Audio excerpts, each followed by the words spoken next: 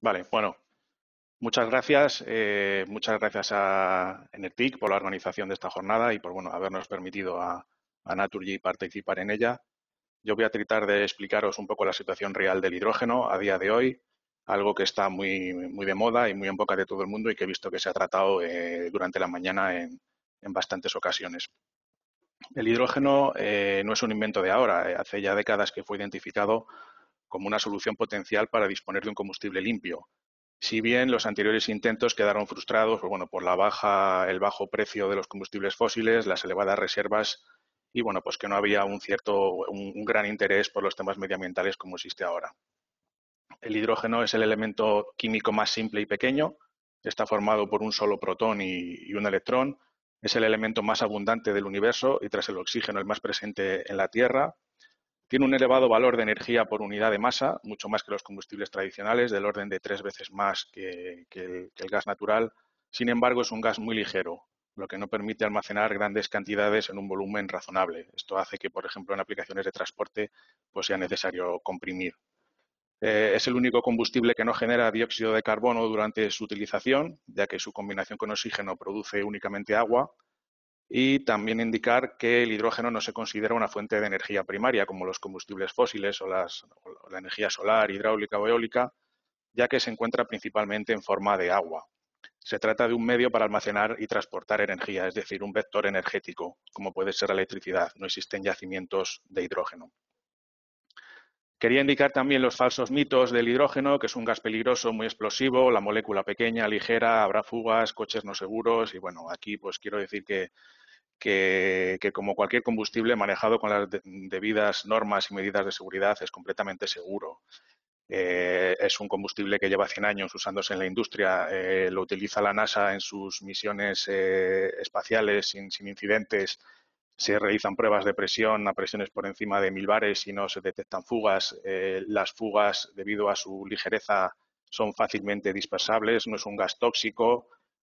Y en cuanto a su utilización en vehículos, pues aquí recomiendo un estudio que ha hecho la Universidad de Miami, donde se ve el mismo caso en dos coches idénticos, uno de gasolina y otro hidrógeno, un caso de fuga de combustible con ignición, y se ve como el coche de hidrógeno, su explosión es directamente en forma lineal, sin causar daños al coche, cuando en coche de gasolina pues produce una explosión que acaba calcinando el vehículo. En definitiva, estamos en una época de transición. Yo creo que nadie hace años, cuando se empezó a hablar del gas, nadie pensaba que gran parte de nosotros íbamos a tener en nuestra casa un quemador de gas y una red de distribución de gas por todas las ciudades. Es algo a los que nos tendremos que acostumbrar y que irá avanzando. En cuanto al origen y a su proceso de producción, el hidrógeno tiene tres denominaciones con tres colores diferentes. Existe el hidrógeno gris, que es el mayoritario hoy en día y es producido con materias primas no renovables, básicamente combustibles fósiles. El funcionamiento se hace pasar el combustible fósil por una corriente de vapor de agua a alta temperatura en un reformador que disocia la molécula de hidrógeno de la molécula de carbono. Este proceso genera CO2. El hidrógeno azul se produce incorporando tecnologías de captura o secuestro de CO2 al hidrógeno gris. Su producción genera menos gases de efecto invernadero que el hidrógeno gris. Y por último, el hidrógeno verde, que es la opción renovable y libre de emisiones, se produce mediante la electrolisis, un proyecto que consiste básicamente en inyectar una corriente eléctrica a la molécula de agua para disociar el hidrógeno del oxígeno. En tanto que la electricidad utilizada para disociar la molécula de agua sea renovable, el hidrógeno resultante será verde. En el gráfico podemos ver que solo el hidrógeno verde producido con electrolisis y con electricidad renovable está completamente libre de emisiones de CO2. El azul, con reformado de gas natural con captura, se aproxima a estos valores nulos, pero no está totalmente libre de emisión. Sin embargo, es un elemento importante que tenemos que tener en cuenta a la hora de alcanzar los objetivos de descarbonización. En cuanto a la situación del hidrógeno en el mundo, la producción se sitúa en 2019 en 120 millones de toneladas, de los cuales 70 son producidos de forma pura. En cuanto a su uso, 2/3 se usan para la formación de amoníaco, como fertilizante nitrogenado y otros productos químicos, así como la industria del refino de petróleo para la producción de combustibles. Importante reseñar que el 95% de la producción de hidrógeno mundial se produce mediante reformado de combustibles fósiles, es decir, tiene emisiones de CO2. Solo un 4% de la producción mundial de hidrógeno proviene de electrolisis. En cuanto a España, el consumo de hidrógeno se sitúa en medio millón de toneladas año. El 99% de este hidrógeno es producido mediante reformado de gas natural, por tanto con emisiones y normalmente asociado a la misma planta de consumo, es decir, las propias plantas refinerías o plantas de producción de fertilizantes. En cuanto a su uso, el mayoritario, el 70%, es el uso para el refino, un 25% para la producción de fertilizantes y un 5% para otros sectores, principalmente el metalúrgico.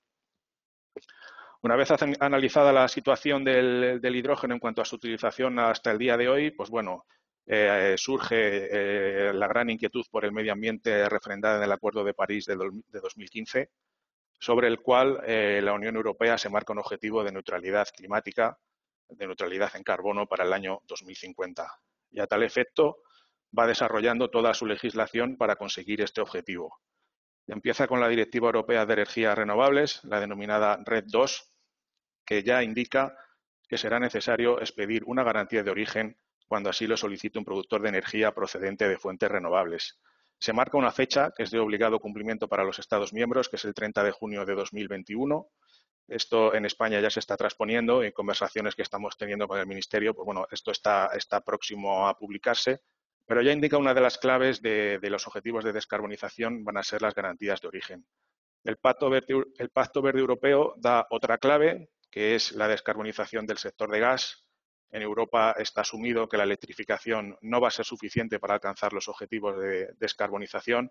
Será necesario descarbonizar otros sectores y, más concretamente, el sector gasista, dado que existen demandas en los que la electrificación no es la mejor alternativa, ni económicamente ni técnicamente, como puede ser la industria calor intensiva, con grandes necesidades de calor, de alta temperatura, el transporte pesado por carretera, el transporte aéreo, el marítimo. Estos sectores no pueden ser descarbonizados vía electrificación y necesitan el acceso a otras fuentes de energía.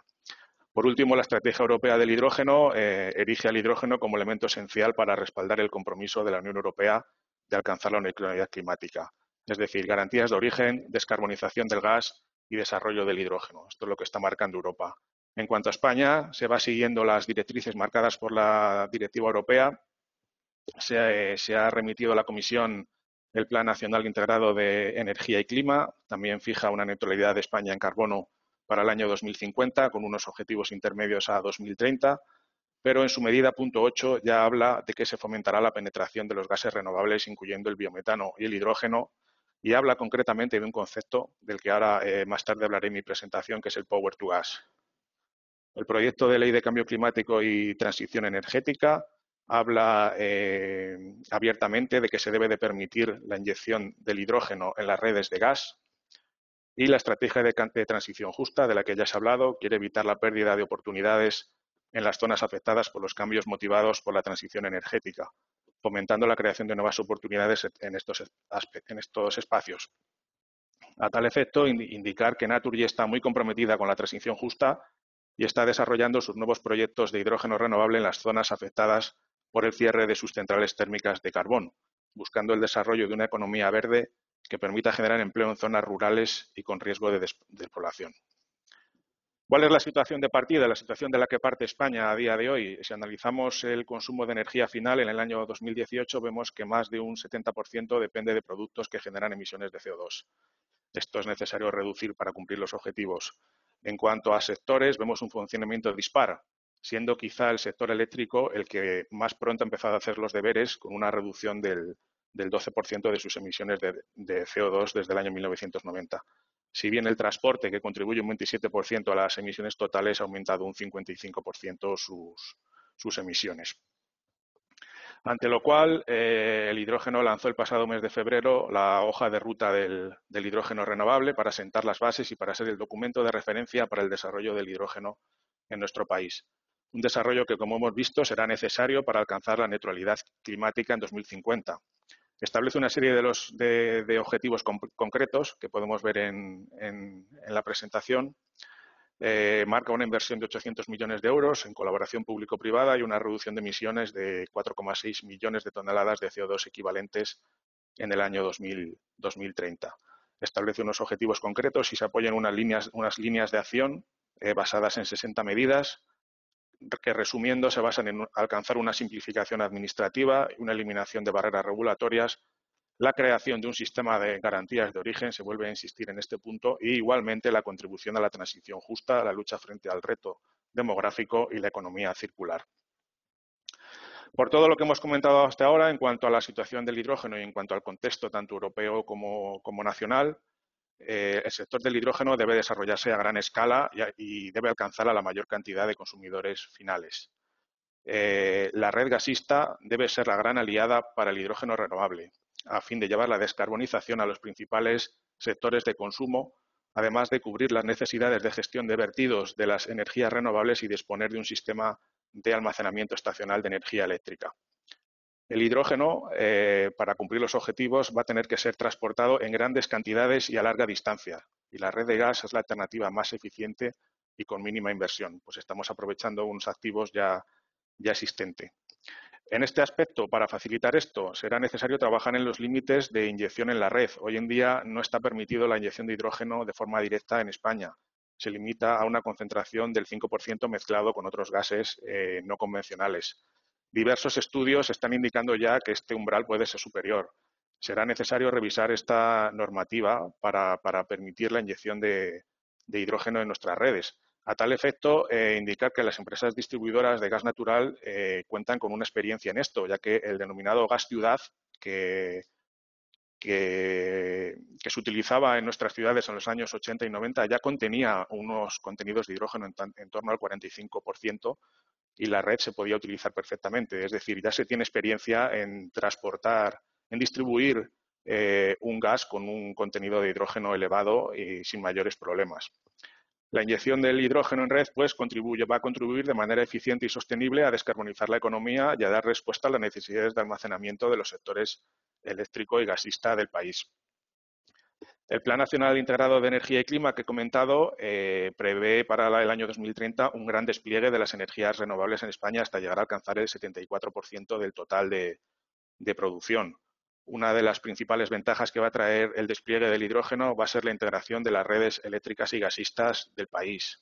El sistema eléctrico, con una alta penetración de renovables, se enfrenta a una situación de grandes desbalances, pues el mayor consumo de gas y electricidad es en invierno, la aportación de la fotovoltaica es mayor en verano, de la hidráulica y la eólica en primavera, con lo cual se van a necesitar soluciones de almacenamiento estacional de energía.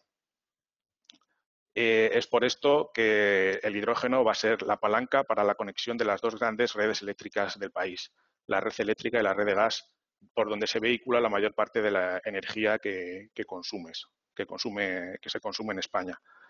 La optimización de los recursos e infraestructuras energéticas existentes, en particular el aprovechamiento de la infraestructura gasista mediante la integración de sectores, va a permitir lograr los objetivos de energía y clima a un menor coste.